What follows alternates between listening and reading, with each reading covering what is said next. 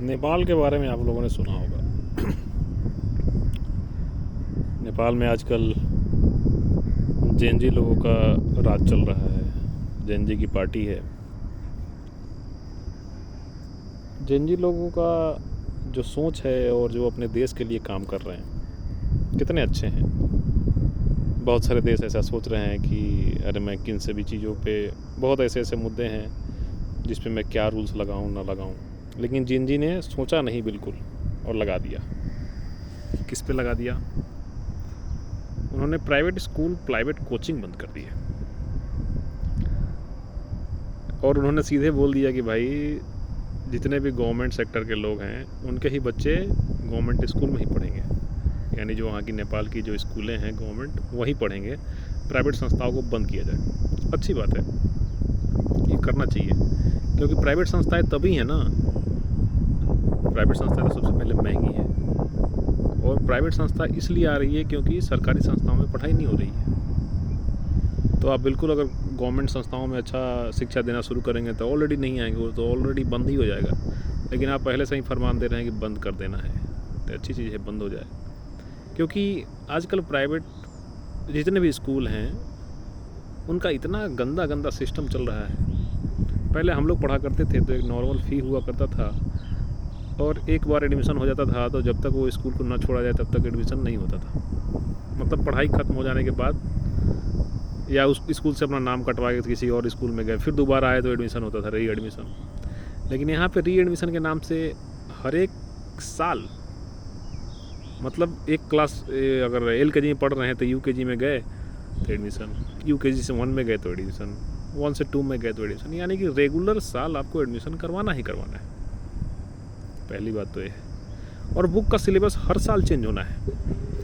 पहले होता था कि सरकारी स्कूल में हम लोग पढ़ रहे हैं तो पता नहीं कितने लोग उससे पढ़ लेते थे। ऐसे अगर मैं मैट्रिक में हूँ तो पीछे हमारे जानने वाले कोई मैट्रिक का बुक नहीं कर दे कि भाई इसका तो मैट्रिक का बुक लेकर मैं पढ़ लूँगा, जबकि महंगा भी नहीं आता था। मतलब आप एक अगर IAS की तैयारी करने के लिए अगर बुक लेने जाएँ तो 6 से 7 हज़ार मैक्सिमम, हार्डली 6 से 7 हज़ार पूरे NCERT 6 to 12 पूरे NCERT मिल जाएगी आपको। उसमें भी आपको अच्छी अच्छी बहुत सारे ऐसे संविधान की बुकें हैं, ये सब बुकें आपको मिल जाएगी एडिशनल में। मतलब टोटल बुक बोल रहा हूँ, IAS की तैयारी करने के लिए टोटल बुक आपको 6 हज़ार में आ जाएगी, हार्डली 7 हज़ार। लेकिन यहाँ पे आप बुक लेने जाओ तो LKG UKG से ही 7 हज़ार 8 हज़ार 10 हज़ार आने लगती। एक नॉर्मल सी कॉपी का दाम मिलेगा आपको 300 350, बुक का मिलेगा 700 800, कोई डिस्काउंट नहीं। लेना ही है क्योंकि उनका सिलेक्टेड दुकान भी है और बहुत सारे स्कूलों का तो अपना ही दुकान है। लेना ही है, आप कहाँ जाएंगे, कहीं और से ले भी नहीं सकते। और नोटबुक हो या बुक हो, सब कुछ।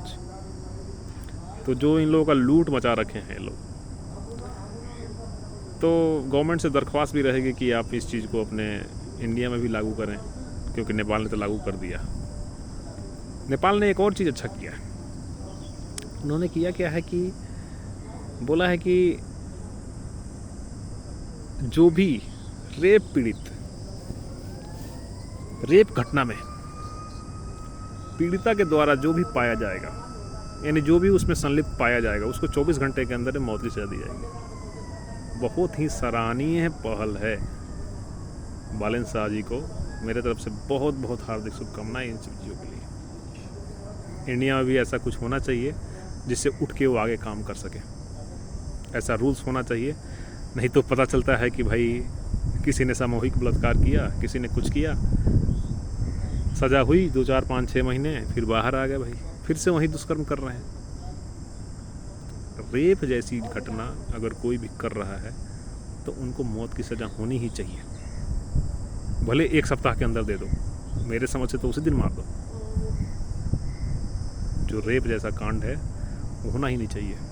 ये आपके दुर्दशा को दर्शाता है, ये आपके देश के कंडीशन को दर्शाता है कि आप कितने, कहीं ना कहीं आप भी संलिप्त हैं इसमें। नहीं तो आपको इनको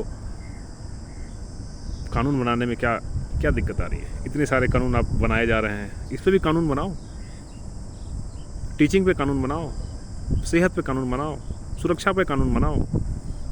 बेवकूफ़ जैसी चीज़ों के ऊपर आप कानून बनाने लग रहे हो। रेप जैसे केस में बिल्कुल मौत ही सज़ा होनी चाहिए।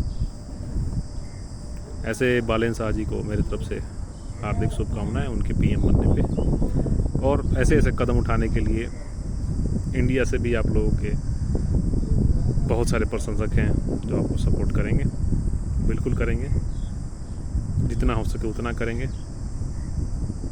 और आपका ये सराहनीय कदम बहुत खुशनुमा पहल लेके आएगा नेपाल के अंदर, और बहुत अच्छे से ग्रो कर पाएगी नेपाल।